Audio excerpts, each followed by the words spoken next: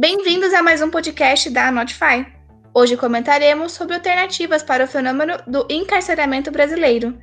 Para debater esse assunto, a equipe da Notify pesquisou a fundo dados sobre o sistema carcerário brasileiro a fim de informar nossos ouvintes.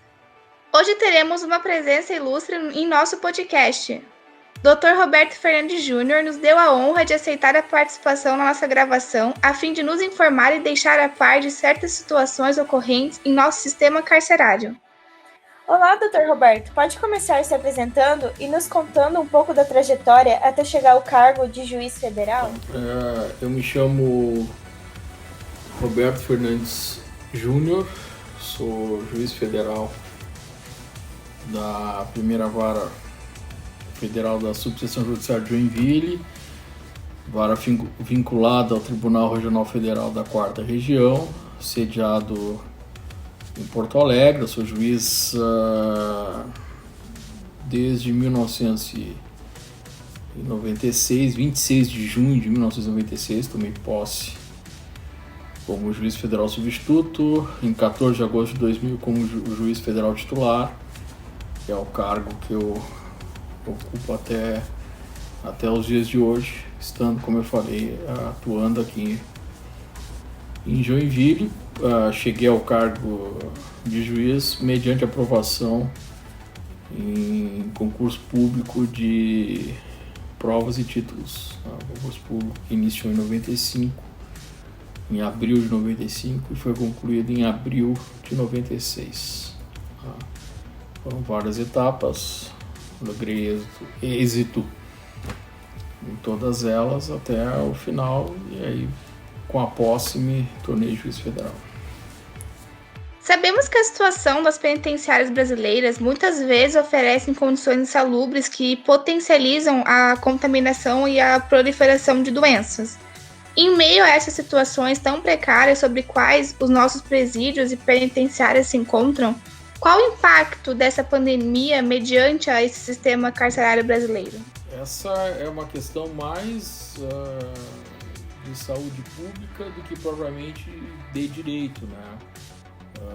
É claro que estudos consistentes devem ser feitos, né? Dentro das competências dos órgãos, né? Que têm essas atribuições, mas é evidente que há uma concentração muito grande de pessoas, uma densidade populacional muito expressiva nos estabelecimentos prisionais, não apenas nas penitenciárias, mas também nos presídios, né? Que alocam os presos provisórios, são os presos processuais.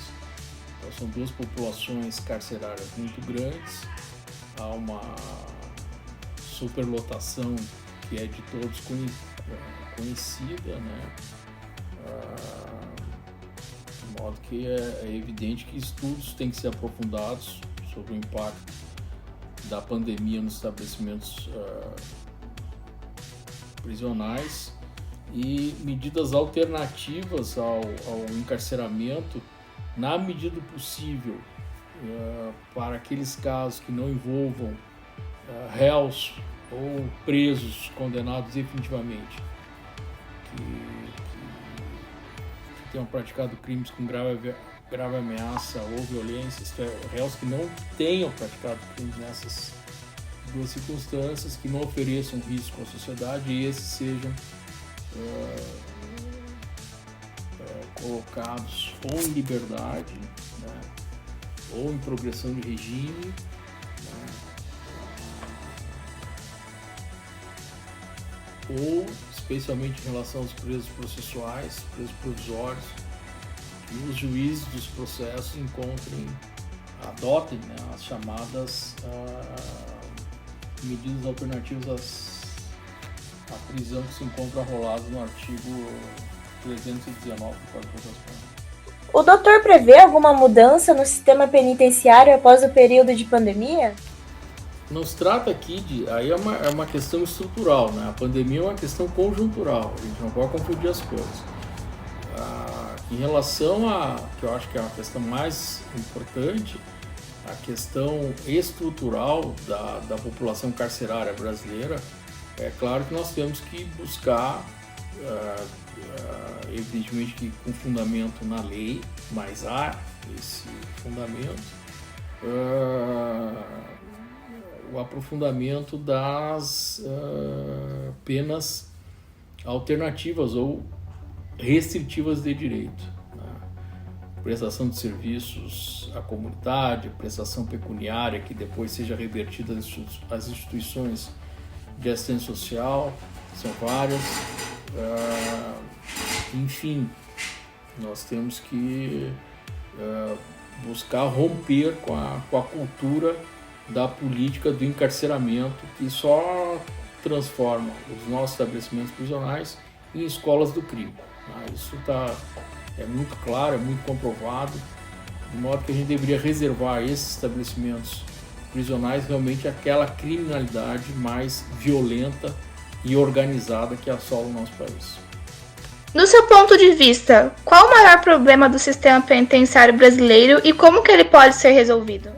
É muito do que eu falei na resposta anterior, né?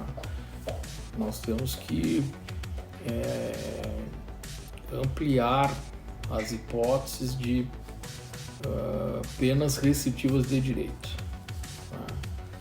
E, por exemplo, hoje ela está limitada em 4 anos, né, de montante da pena privativa estabelecida na sentença condenatória. Nós poderíamos trabalhar com ampliação para até 6 anos, tá? Ou 5 anos, 11 meses e 29 dias, tá? Para não pegar o homicídio simples. Então, trabalhar então primeiro com uma alteração legislativa, né? Segundo, descriminalizar várias condutas, deixando que essas condutas que hoje são crimes, são típicas, sejam resolvidas, continuem sendo ilícitos, mas sejam resolvidas pelos outros ramos do direito, direito civil, direito administrativo, direito tributário, né? Direito ambiental, quer dizer, não tornar tudo que é conduta que seja ilícita em crime. Há uma criminalização excessiva no nosso ordenamento jurídico, então seria uma segunda alteração legislativa também importante. E terceiro, que é o mais importante até do que as duas primeiras medidas aqui ditas, seria mudar a cultura, né, dos juízes, né, do Poder Judiciário, né, realmente no sentido de romper, como eu falei na questão anterior, com a cultura do encarceramento, né? Encarceramento realmente é para criminoso, violento e que atua dentro de organizações criminosas, né? É para esses criminosos que devem ser reservados estabelecimentos prisionais. Para os demais, nós temos que apostar na ressocialização, né? E ressocialização de apenado não se faz dentro de penitenciário, mas sim prestando serviços à comunidade, indenizando a vítima, né? Pagando prestação pecuniária para as entidades filantrópicas. Isso sim vai ressocializar o indivíduo e vai permitir que esse indivíduo se reinsira na sociedade e não venha a incorrer na reincidência. Então são essas, assim, pensando de uma maneira até grosseiramente, simplificadamente, os caminhos que nós poderíamos percorrer para diminuirmos a população carcerária brasileira. E até mais do que simplesmente diminuir, né, a população carcerária brasileira, essas ideias, a meu ver, elas têm o mérito de tornar o sistema judiciário, o sistema penal, e um sistema penitenciário mais justos, socialmente mais justos, mais equânimes do que eles são hoje. Em sua opinião, doutor, investir no aprimoramento das estruturas prisionais com o intuito de levar a sério a dignidade do preso como ser humano reduziria a reincidência criminal? Sem dúvida, mesmo nós reservando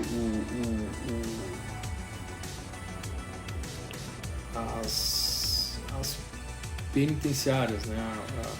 O cumprimento efetivo da pena privativa de liberdade, isto é, o encarceramento, aquelas situações mais graves que eu mencionei anteriormente, ainda assim esses presos, eles têm direito à dignidade. Vale da pessoa humana, vale a lembrança de que a dignidade da pessoa humana é um dos fundamentos do Estado brasileiro, está lá elencado nos primeiros artigos da Constituição brasileira, né?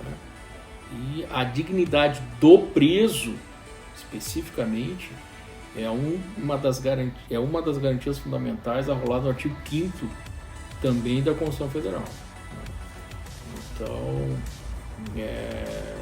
e aqui independente se vamos ter uma população carcerária maior ou menor, nós temos que sempre garantir aos presos uma prisão digna, uma prisão com instalações dignas.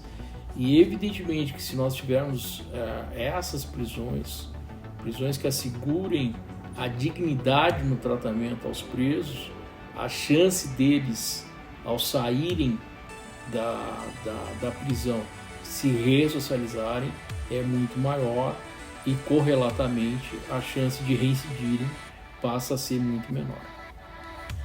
E esse foi mais um podcast da Notify, tentando cada vez mais trazer a realidade do país com transparência e fidelidade.